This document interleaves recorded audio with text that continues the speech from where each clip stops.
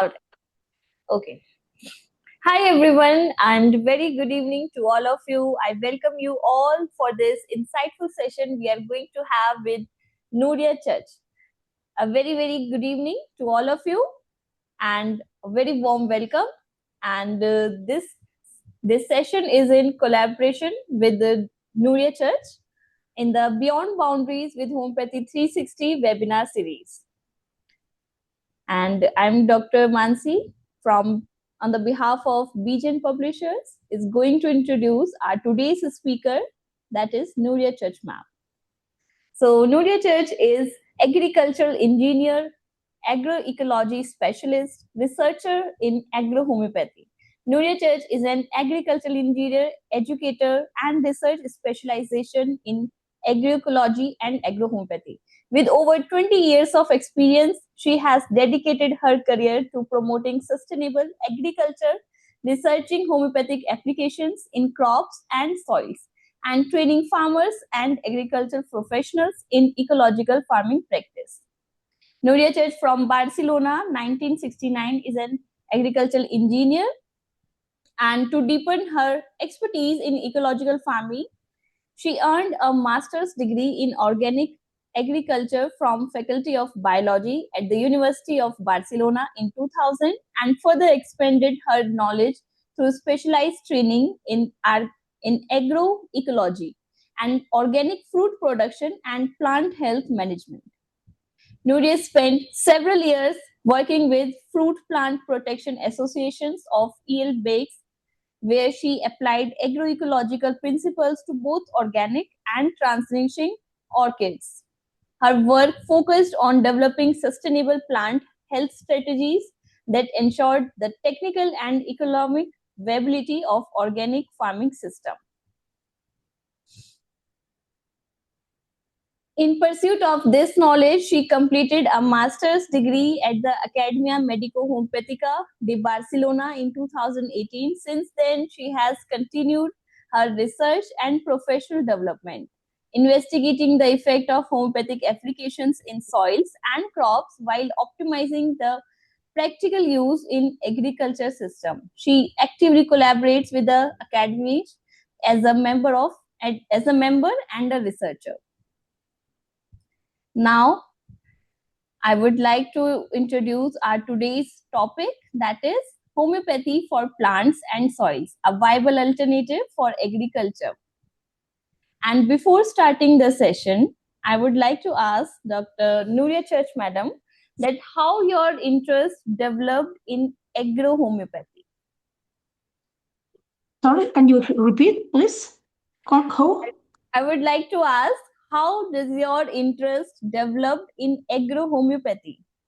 My interest developed the agrohomeopathy because I experienced the good results using it in the fields with farmers, and if we want to avoid chemicals and we want to work in an organic way, we need more tools, and homeopathy is a powerful tool. Only we need to learn how to manage it in the fields. But when it works very well, and Yes. this is because that I want to do that. Yes, definitely, madam. And in India, we also saw the results of agrohomeopathy on the plants. Recently, our Indian doctors, Indian homeopaths have done so much research on this field where we see miraculous results of homeopathy on plants, animals as well. And we see plants begin to heal with homeopathy only without using any chemicals, fertilizers, or anything.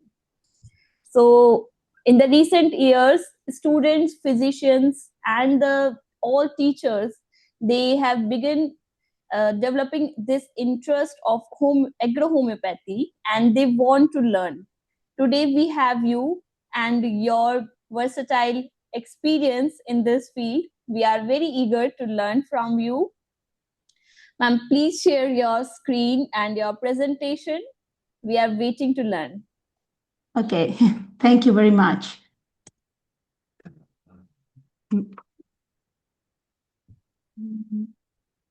¿Qué intentar estoy compartiendo? Porque no me sirve.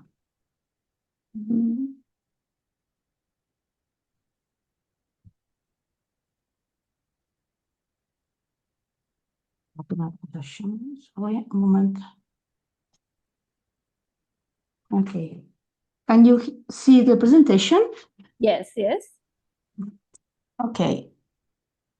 Sorry, just a moment. ¿Estoy bien centrada? Yes. Well, thank you very much for your presentation. It is a true honor and privilege for me to share this presentation with all of you. In this presentation, I will explain. Sorry. No, it's no, exactly. In this presentation, I will explain why homeopathy is essential for healing agriculture, the challenges we must overcome when applying homeopathy to farming, and some initiatives we have already begun to take. Finally, I will show you some successful case studies managed with homeopathy, so you can see that this is a reality and not just an idea. What I am about to share with you stems from my own experience, but it is fully adaptable and transferable to any situation. Let us begin then with the first point, why homeopathy is essential for healing agriculture. And we will start by going back in time to 1844, when an important horticultural farming experiment took place on the outskirts of Paris, driven by the need to feed an ever-growing population. Fortunately, those who carried out this experiment published a book about it. What you see here is the third edition, which is the one that reaches us. This is the page of this 400-page book that talks about plant health. Let me translate what says here. Every time a plant is in a pathological state due to unfavorable environmental influences that have developed a morbid state within it, and its tissues no longer enjoy sufficient vital energy to fight the illness, disorganization begins, and the only form to cure is redoubled care to restore the plant's original vigor. The parasites that grow on diseased plants are not the cause of the illness, but are simply its effects. What is the point then of knowing that Xenia grows on asparagus, sclerotium, urido, botrytis, fusidiporium, etc.? They are, we repeat once more, effects and not causes. What strikes me the most about this text is that there is no other book on agriculture, either prior to or contemporary with this one, that speaks in these terms. The pathological states of the plants is due to a lack of sufficient vital energy, and parasites are not the cause of the illness but its effects. Wow, to me, this sounds very much like homeopathy. And who died in Paris 2 years before this book was published? Exactly, Dr. Samuel Hahnemann. I'm absolutely sure that the people who wrote this book and led this project were familiar with homeopathy. Let's see what happened in agriculture after this book. Of course, this book did not reach everywhere, and the development of agriculture has been shaped by many influences. I will show you the different types of agriculture developed since then.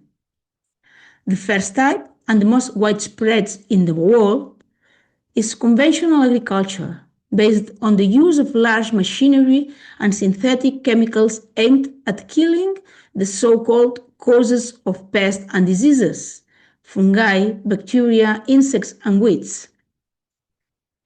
In the second half of the 19th century, the most widely used insecticide in the United States was lead arseniate. Arsenic derivatives continued to be used massively until DDT appeared after World War II. The second type is biodynamic agriculture, which takes into account the vital force of plants and was developed based on a series of lectures given by Rudolf Steiner in 1924.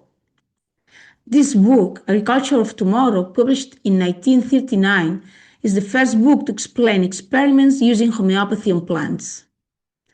It is not the first book to mention using homeopathy on plants, though. The first was Pathogenesie brasiliana, published in Paris in 1849 by Benoit Muir, the homeopathic doctor who introduced homeopathy to Brazil. He conduced the proving of Solanum tuberosum aegrotans, not to cure people, but to find homeopathic remedies that could be used on diseased potato plants. Finally, the third type is organic agriculture. Since the end of the 19th century, there have been publications discussing the errors resulting from industrialized agriculture, like the one that began to be proposed since the Industrial Revolution. Sir Albert Howard Brooks, An Agricultural Testament, denounced all of this after he witnessed the type of agriculture practiced in India in the early 20th century, which helped him develop the composting method. This book is the foundational text of organic agriculture in the West. All these books has been very important in denouncing the chemical system on food production. But now I will focus on this last one. This book is titled Plants Sickened by Pesticides and was written in 1980 by the French agronomist Francis Chevreul, a researcher at the National Institute of Agricultural Research in France, and director of one of its centers. This book speaks specifically about iatrogenesis in agriculture. It tells us that until 1945, Phytophagous mites were regarded as minor agricultural pests. Since then, the development of these predatory species has reached an economic threshold, while the list of such species has continued to grow. This rise of mites to the rank of major agricultural enemies coincided with the agricultural use of one of the first synthetic insecticides, DDT. This biological imbalance, as they have been called, did not only concern the multiplication of mites, but also aphids, whiteflies, Lepidoptera, and even nematodes. The use of certain pesticides also led to the development of fungal diseases such as powdery mildew and botrytis. Some observers even recorded a subsequent spread of viral diseases. As an agronomist, when I read this, I might think of imbalances in the ecosystem or in plant biochemistry. But as a homeopath, what I read here between the lines is a suppression of symptoms and its effects on a large scale at the level of the entire agricultural ecosystem. Okay, now this story I'm about to tell you was experienced by Eric Zenz, a French organic farmer and agro-homeopath, and it illustrates a situation that only homeopathy is capable to resolving. We had a plot of land that showed a rather peculiar signs. Whenever we sowed a cereal crop, it will grow in waves in terms of both development and color, depending on the area. I felt a sense of suffering coming from that earth. So I looked back into the 1914 to 1918 period because this area endured massive shocks during the war. Shells, trenches, countless death. There is even a former German hospital at the edge of the plot. I then applied the remedy arnica 200 CH for emotional shock. Since then, there have been no more peculiar signs. The crop grew uniformly. What I hadn't anticipated was that the animals on the same plot in the pasture section were also affected by the emotional shock. Therefore, the remedy also had an effect on their behavior. In fact, the livestock we put on that plot would all become stressed and nervous, which made them difficult to catch when winter arrived. We always had to go in groups of 4 or 5 and did a lot of running. Since applying the arnica, the animals remain calm and peaceful, and today we can easily bring them in with just 2 people and without running. Wow, also. Let us now address the fact that conventional agriculture is a sick agriculture that generates sick people. In this book, Jerome Irving Rodell, a pioneer of organic agriculture in the United States, explains some pre-World War II experiments in which organic food was introduced into 2 boarding schools. They found that the susceptibility of the resident students to the illnesses such as colds, flu, measles, scarlet fever, digestive problem, and dental cavities was much lower compared with newly admitted students. Another example that conventional agriculture makes people, animals, and soils, microorganisms sick in addition to plants is this book, which explains the effects of glyphosate and how homeopathy can help clean up the effects of its toxicity. Therefore, why is homeopathy essential for healing agriculture? Well, because we need to clear the suppressions that are suffocating our agricultural ecosystems. We need tools capable of resolving the emotional traumas that disrupt these agroecosystems. And we must heal agriculture to heal both animals and people.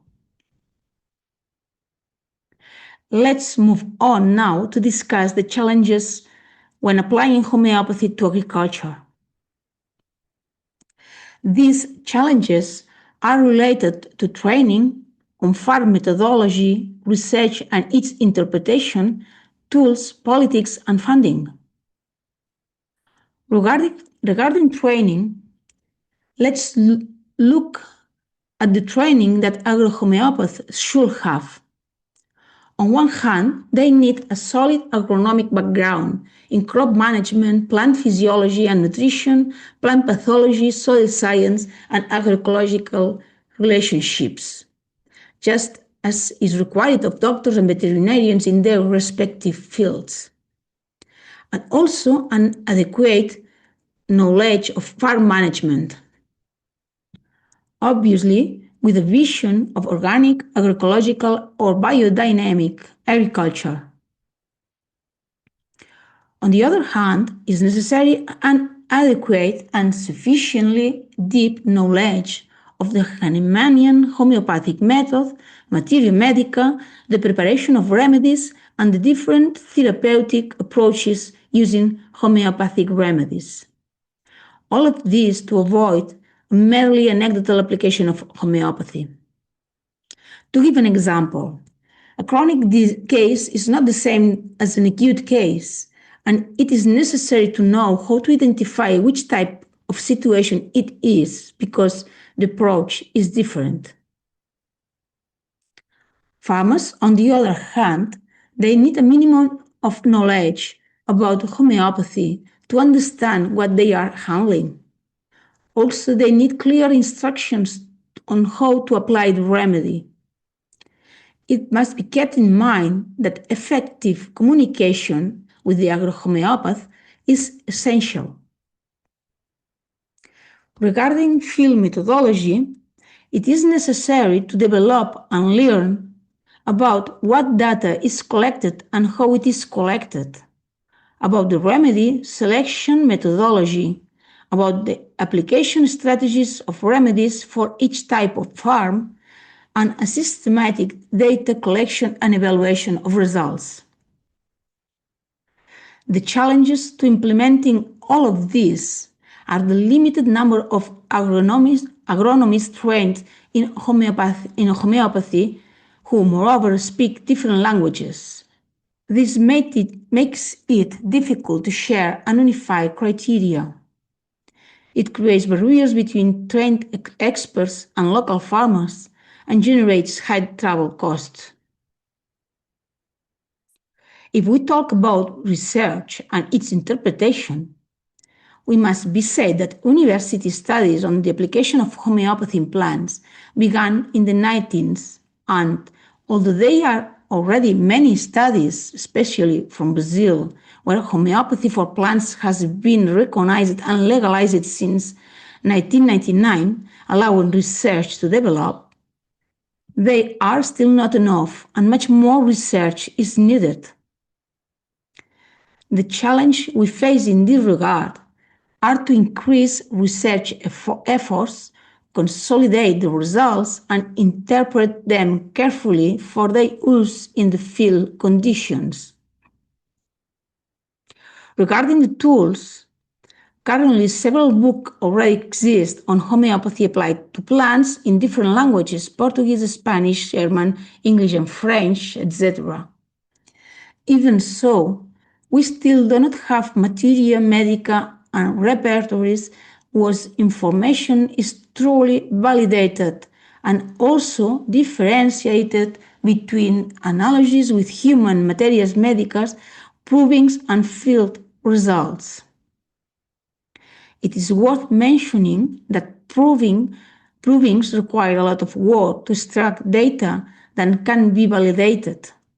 It must also be taken in account that many of the trials carried out on plants, when done on healthy plants, could be considered provings, and therefore the interpretation of the results will give us a different functionality than if we considered them simply agronomic trials of an applied product.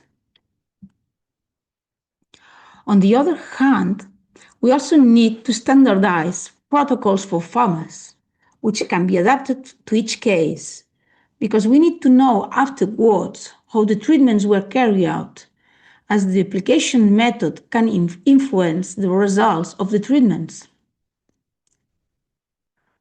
Finally, I will mention some aspects of politics and funding. India is a very fortunate country in terms of the appreciation and acceptance of homeopathy at all levels. What happens in most countries around the world when you mention the word homeopathy is what you see in this cartoon. This drawing seems like an exaggeration, but I have experienced it personally when I proposed homeopathy to the Department of Agriculture in my region. And this is exactly what the Minister of Health of Spain said a few weeks ago in an official publication. We all know the influence of Big Pharma. Behind it, there is an intense work of disparagement dressed up as supposedly scientific studies, such as the Fleschner Report in the United States in 1910 or the Australian Report in 2015. We must not forget that Big Pharma and Big Agrochem are the same companies.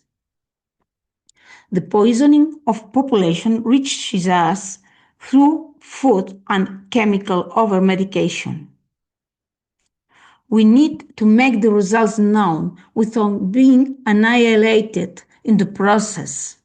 Also, to gain access to universities and agricultural research centers to conduct research. And finally, to achieve that homeopathy is accepted as one more tool in plant health management, moving towards support and at the regulatory level in each country. If national regulations include the possibility of using homeopathy on plants, even if there are specific people who want to prevent it, the law does not protect them. And if the law protects homeopathy in plants, the people who want to develop it can do so in public research centers, as has happened in Brazil. On the other hand, we need to find funding to move forward with all those initiatives that allow us to respond to the challenges raised. Now, I will briefly tell you about some initiatives that have started to move forward. First, I present use my personal project Middle Sui, which aims to develop homeopathy applied to plants and soils through offering field advisory services and training for farmers and agronomists, disseminating knowledge and results in collaboration with other entities. The working group on homeopathy for agriculture and the environment is also very active, serving as a platform for scientific and practical dialogue at an international and multidisciplinary level, born within the European Committee for Homeopathy. I introduce you the people on the board of this working group, and I do so that you can see they are real people from different countries who through their goodwill and volunteering work to develop and everything related to homeopathy applied to plants. It is always specific people who move things forward, and I am deeply honored to collaborate with all of them. At this moment, there are 300 registered members, following the last online conference we held last month.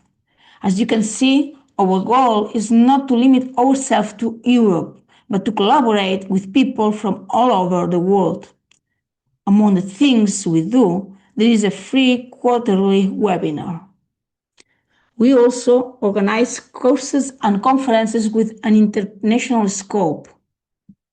One of our goals is to develop methodology on farms that helps in all parts of the advisory process for farmers, starting by strengthening communication, testing and analyzing technical issues such as, for example, the different ways of applying homeopathy in the field, or implementing digital systems to collect and standardize case-taking data in a systematic and at the same time accessible and easily searchable manner.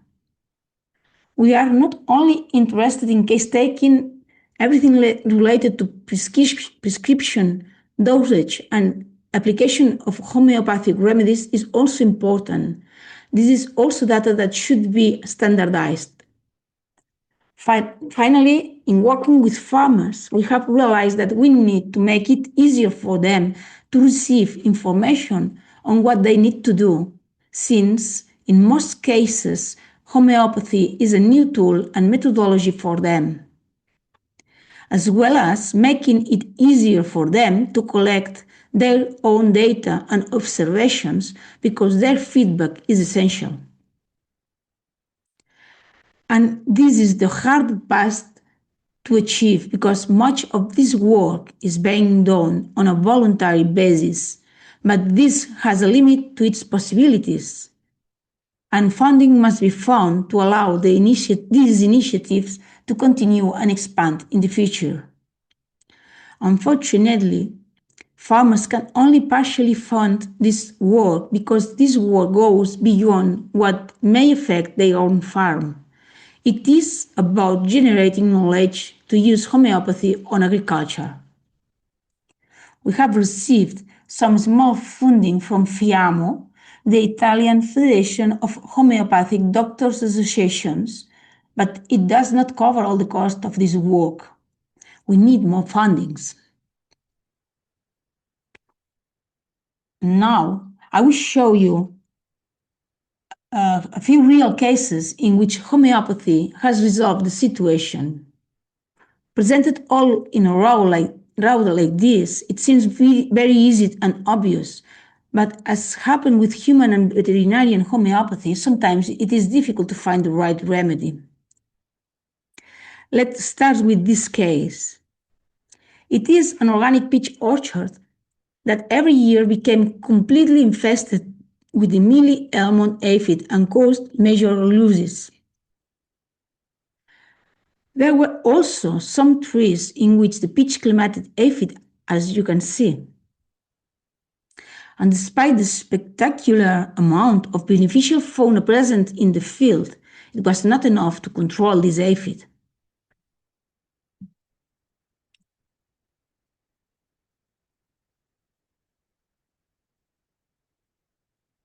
Influenced by biodynamic proposals in the spring of 2008, foliar treatments were applied before the aphid attacked.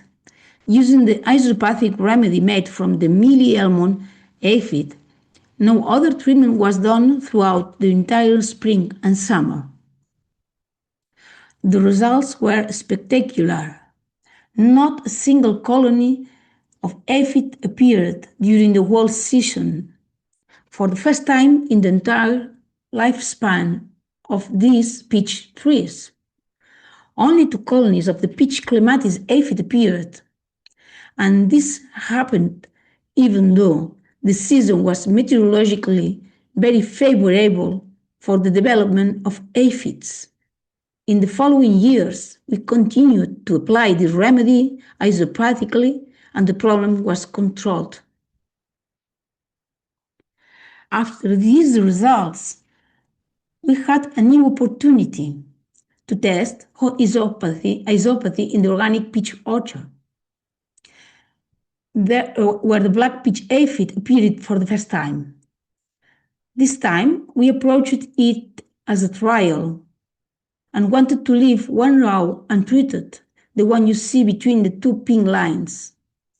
3 applications of the trichloroides persica remedy were made isopathically, and no other treatment was done.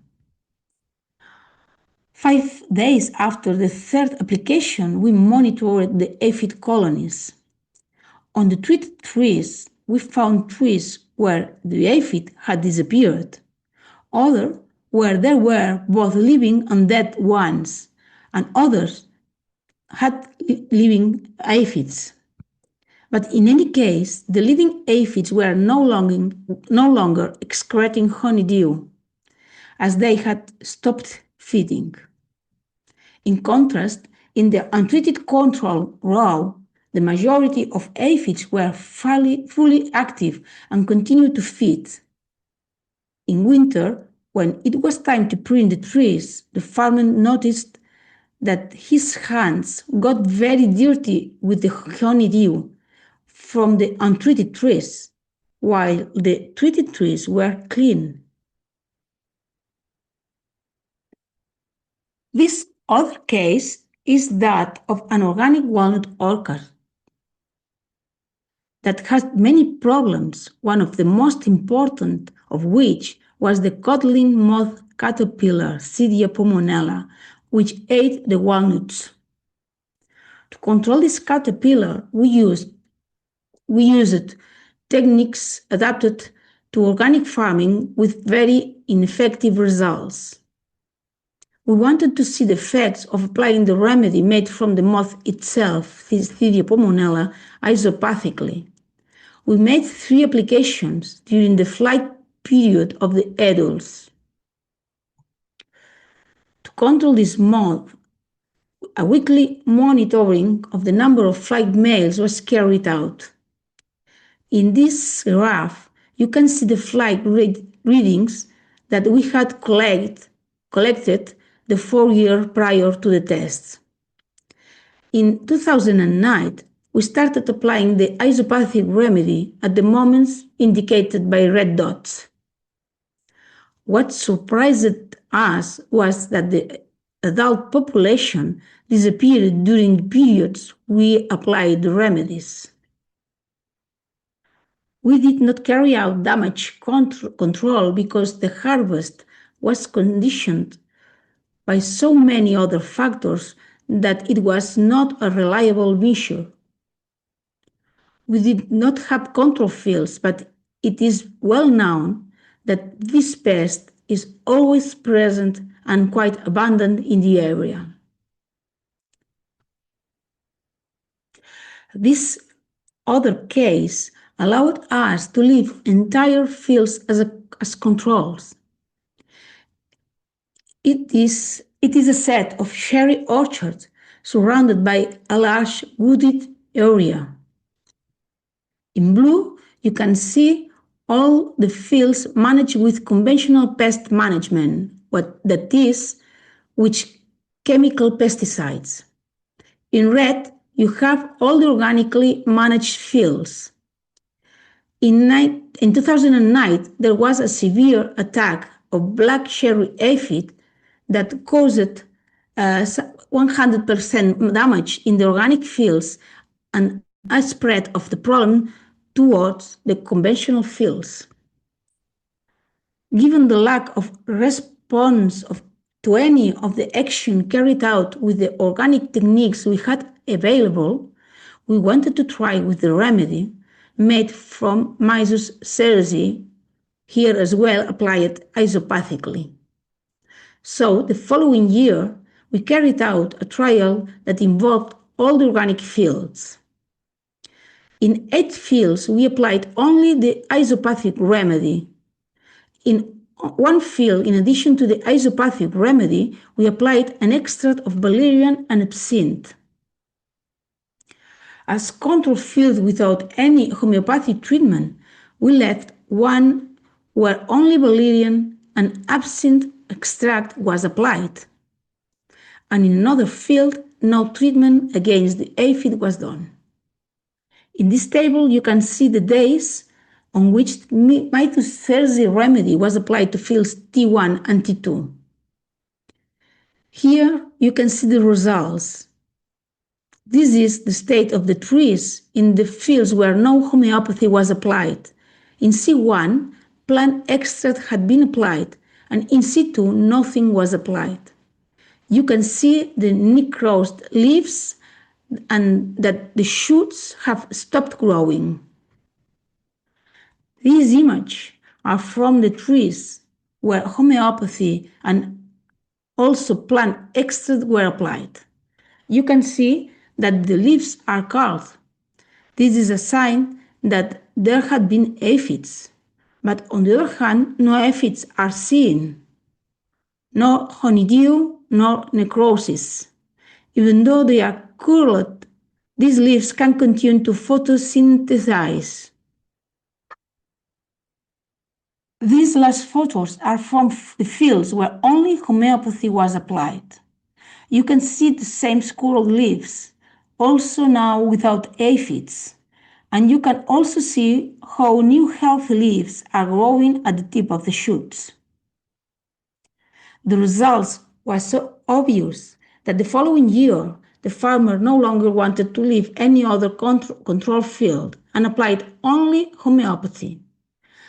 These are the days the isopathic remedy was applied. As you can see in these photos, the results were repeated. Aphids appeared, but they stopped feeding and died. Then new shoots could grow. And most important of all, the farmer didn't lose a single kilo of production due to the aphid. This other slide corresponds to a field located 150 kilometers away from ours that had the same problem. I sent them the isopathic remedy and the results were the same. These symptoms on the grapevine leaves are produced by a microscopic mite. In this case, we prepared the isopathic remedy, and while we didn't have it ready, we made an application of the petroleum remedy. I show you this image from the binocular loop to emphasize that to prepare this remedy, it is necessary to know how to correctly identify the animal that is producing the symptoms. We must be sure that if we prepare this remedy from this mite, we are not actually preparing another remedy because some other type of insect or mite present on the leaves fell accidentally into the sample. As you can see, the result was that the problem stopped and the grapevines could continue growing correctly.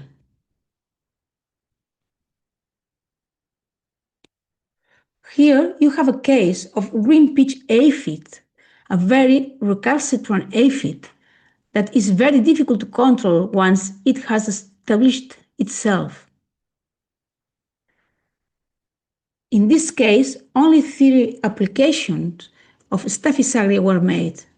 After the second application, the aphid had disappeared and the trees resumed the growth of their shoots. Furthermore, it could be observed that the beneficial fauna remained present in the field. It was possible to harvest without any problems. This is a lime tree that appeared with this unhealthy appearance of the leaves. It was caused by the presence of a mite that grows under the skin and causes this growth from the leaf, like scabies, and by this aphid which left droplets of honeydew and exoskeletons everywhere. A single application of sulfur 200 Th resolved the problem, and it has not reappeared. And in subsequent years. This is a young lemon tree that stopped its growth and was dying. And despite having improved the condition of its soil and receiving the best care, no improvement was visible. Look at this chlorotic yellow shoot. Also at this shoot that has not seen any of its buds developed into new leaves for a long time. Look at this lemon, which is dehydrated, and these parched and torn leaves. A single application of sulfur 30 Th was made. 15 days later, that chlorotic shoot was already turning green, as was the general appearance of the tree. After a month, new shoots began to grow everywhere, and the leaves had hydrated and were even greener. At 4 months, new flowers and more new leaves appeared, and at 5 months, new fruits. And that dry lemon gradually rehydrated until they harvested very juicy.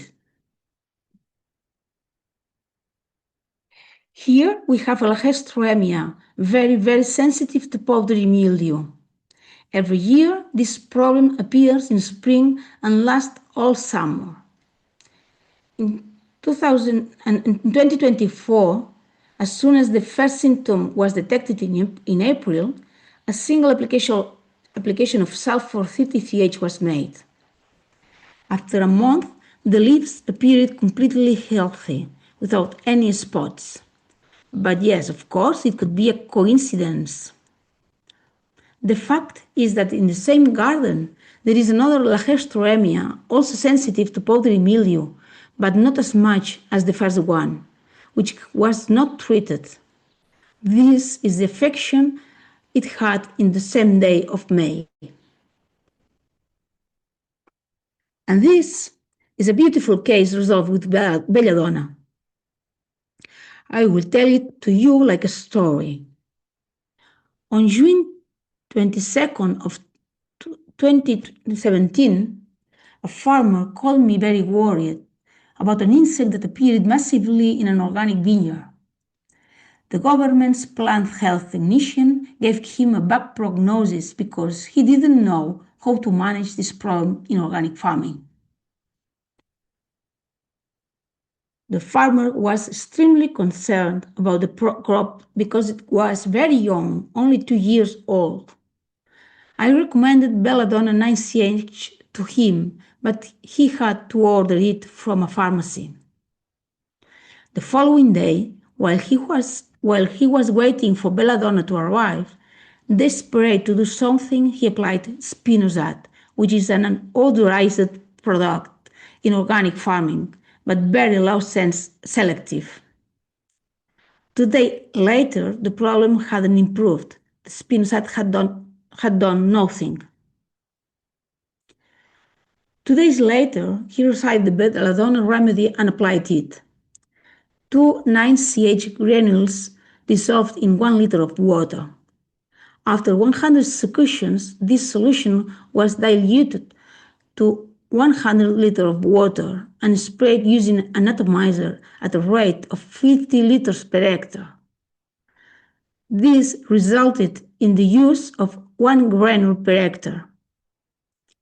2 days after the treatment, the farmer sent me the following message and these pictures and video.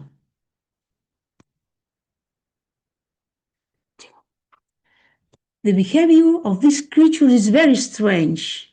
I've stopped in the area, in the middle of the vineyard, and they are in the middle of the path, but they are now approaching the vines, and there are none affected here in the area. In the middle of the path, there is a ton of them, a lot, but they don't approach the vines. It's very strange, very strange. These creatures are behaving in a very strange way. And in another area, they are leaving. They are leaving the vineyard and they are going out of the plot. The problem was solved. You might ask yourself, but what? Why belladonna? Let's take a look at the field. This is a very large field. 3 years prior, the land underwent extensive leveling just before planting, transforming it into a large, flat 10 hectares plot. In fact, there was no soil. There were marl outcrops. No soil regeneration work was conducted before planting the vines. The soil analysis indicated that it had a very high level of calcium carbonate, very little organic matter, and very little phosphorus. All 3 points reinforce the fact that this is not yet a soil that allows good growth of young grapevines plants. This imbalance in calcium carbonate makes me think of a possible calcarea carbonica constitution for the field. But let's not just stay with the soil. What happened meteorologically? Here you have the usual average daily temperatures for the month of June in the area. This is the average daily temperature of the days prior to the appearance of the problem. As you can see, there was an early heat wave. If we look at the entire field as young individual with young plants suffering from a fever, which is the high temperatures from a sunstroke, like the erythematous rash, which is the insect, in a sudden and acute way quite violent, with a base of calcarea carbonica, which is a chronic remedy of belladonna. This explains why belladonna worked so well. To finish, I will show you this case of a goose treated with Calcarea fluorica. The day this goose you see pointed out was born could not stand up. Instead of walking, it rubbed its belly on the ground and looked like it was growing. 1 minute after administering 1 milliliter of Calcarea fluorica 5th into its mouth, it already started to stand up. 6 minutes later, it was already walking quite well, but still sleeping a bit.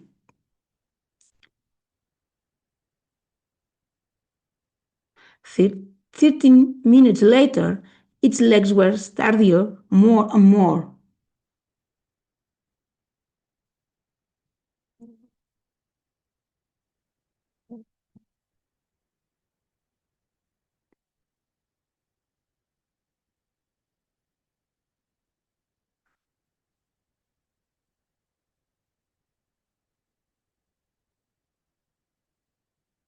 What a change with just one dose.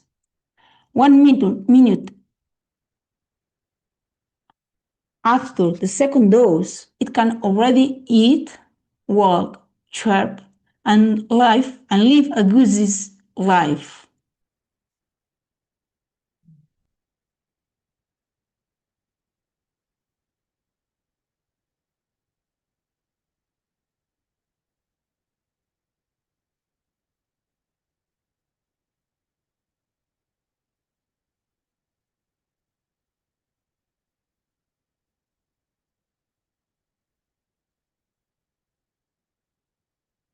A third dose already left it completely well.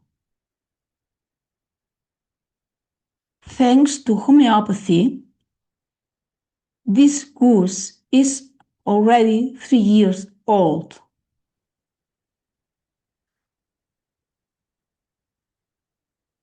Without homeopathy, it would have died. To end this presentation, I want to read you a text that says,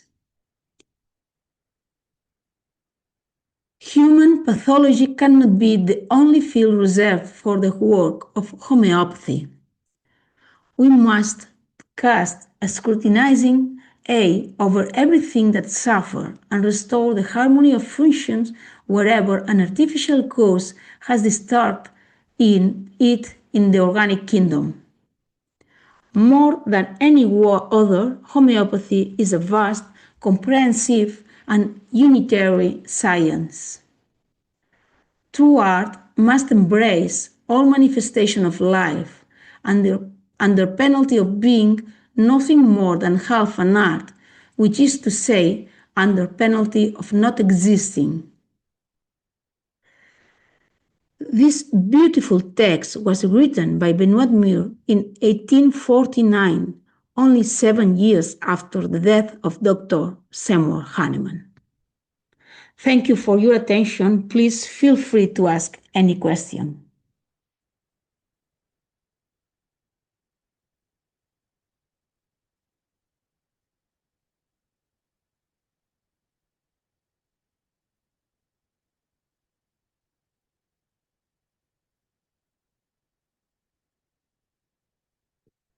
Hello?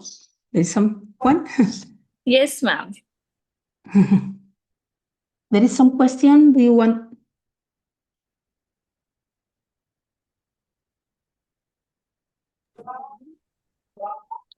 All right, ma'am. We saw your presentation. It was very beautiful. And would you like to discuss some question and answer? Mm, I can see the question. So one is asking how to implement the first phase of case taking in agro homeopathy. How to implement the first phase of case taking? Yes. Well, you need to go to the field and to talk with the farmer, and in the same way the human patients go to the doctor and ask and say to the doctor, I have this problem. This is the main problem. The farmers also, they arrive and call you usually and say, I have this problem. I need to solve this problem. And then you have to go there and to talk with him and tell me more things about this field. You have to gather information about agronomic situation, the agronomic situation of the field, and not only of the field, also the surrounding areas and the meteorology and the history of the field. Everything is important. And sometimes farmers say something as a curiosity. Do you think sometimes happens that? Then you, well, maybe this will be important. And with all of that, you start to repertorize, look materia medica, what is the remedy that fits better with this all the situation. Not only the thing he said is the more important, but it's important to solve this because usually if you not solve this, farmer cannot harvest, and farmer need harvest to live, and then you have solved that. This is complicated sometimes to do. Thank you How so to much. Next, we have how to administer homeopathic medicines to plant and crops in agro-homeopathy. how to administer. How Uh, to administer homeopathic yeah, medicine to plants and then by water. You have by to water. dissolve the remedy, uh, and maybe a granule in water to make a plus, and Yes. to put this remedy. Depending on the situation, you can use the irrigation system Hmm. and water the plants with the remedy, or you if the field has not any irrigation system, you need to treat. You have seen the these tractors this with atomizer that spread the water in the fields. You put the remedy with the water, with clean water, in the tank, and you spread the fields. Yes. And you can also look for some spots in the fields and put the water, the remedy in these spots. And the humidity of the field, of the soil, can spread this information from the spots to the entire field. These are different ways, and the way to choose what is the best way to apply usually depends of the farmer. We have to make it easy for him to apply the remedy. This is important because if it's complicated, it will not apply anything. It has to be easy. And All there is right. a question about how to decide potencies and repetitions of homeopathy. Why? In the same way that human homeopath have to choose a potency depending on the situation, a good situation or chronic situation or ancient situation, or depending on the vitality of the plant, uh, you choose a different potency. In agrohomeopathy is the same. You can choose a remedy, but you have to you can choose the bad potency, a potency that doesn't work enough, or that works bad, and you have to to check the results after. All right. And next, we have the question by Madhavi. I have snails in my lotus plants in a tub. Can I give Helix Toaster 31 dose? What? She has You have snails in a. lotus plant tub. Well, you have to try maybe Helixtors at 30 or lower. And I have not experience with the remedy, but sometimes it works well with snails. Uh, if you choose, if you try with 30 and doesn't work, you can change the potency and try another potency, because not always works in the same way, in the same way that in people not only need everyone the same potency. Depends on the situation. All right. Next, we have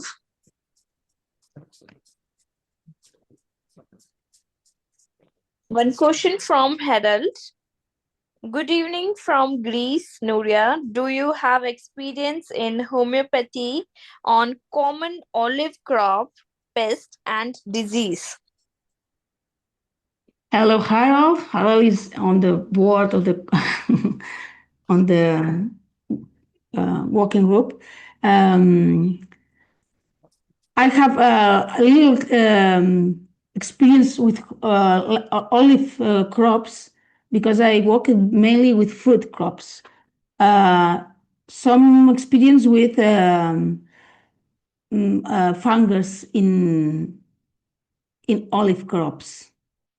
You have some remedies that could work with fungus in olives or on others crops, sulfur, silicia, natrum sulfuricum, turcamara, depending on the situation.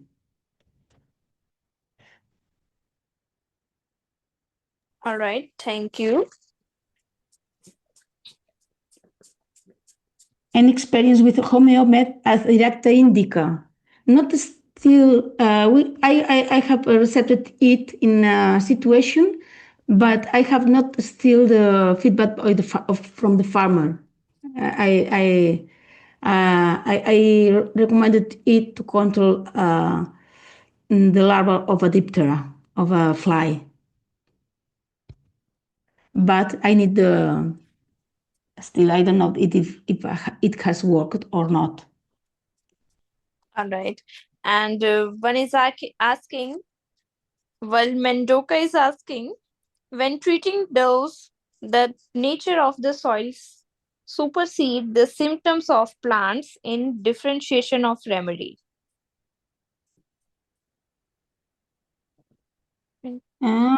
When treating does the nature of the soil supersede the symptoms of plants in different. I think the nature of the soil can influence. Yes, the plant is not isolated. The soil forms part of the plant because the root is the digestive system of the plant, and the microorganisms, the life of the soil is very, very, very, very important. And if we have a soil that is dead, you will have a lot of problems. In the same way, you with a human, you will have a lot of problem if the intestine has not microorganisms. Then the condition of the soil is important. And depending on the condition of the soil, maybe you can choose some remedies. But depending on the condition, you have mandatory to make improvements, agronomic improvements.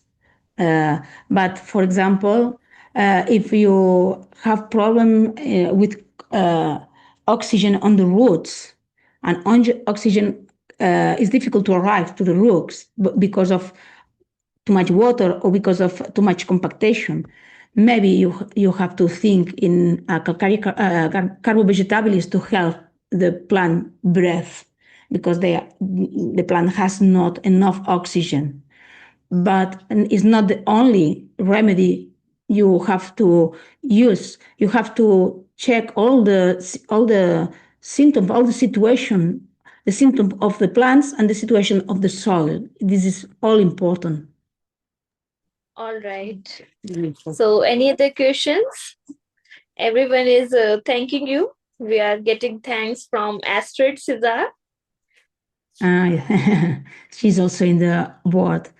And Narain, has Pushpinder been. is saying, ma'am, your explanation of arnica spray in the soil after the history of war was very deep seated and very good observation. Thanks for sharing. Yes, this is Ilyana, a case of a farmer, a homeopath, a yes, French farmer. Is impressive. This yes, example. definitely. And Ilyana is saying, congratulations for the amazing lecture. Very comprehensive and meaningful. Thank you, Dr. Liana. Archana Gupta is saying nowadays unseasonal rains due to global warming, how to help the effective crops. Well, in there is some experience with that in Brazil that with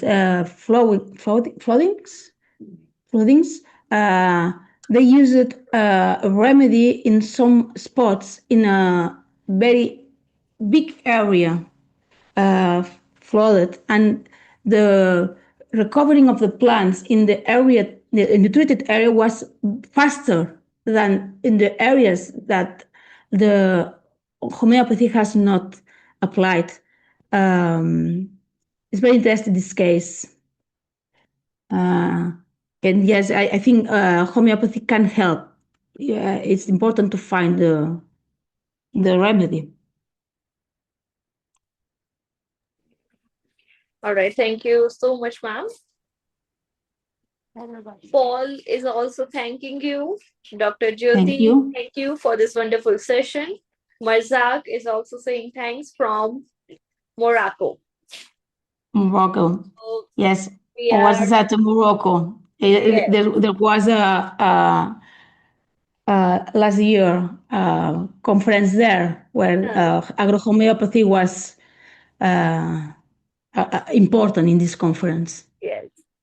And we Homeopathy 360 team is very grateful to have you on today on the platform, and you have shared your vast experience in agro homeopathy, and thank you so much for sharing all your experience, your experiments, your case, and all the very impressive presentation. We saw the animals healing, that cute little ducks were amazing, and Very quick.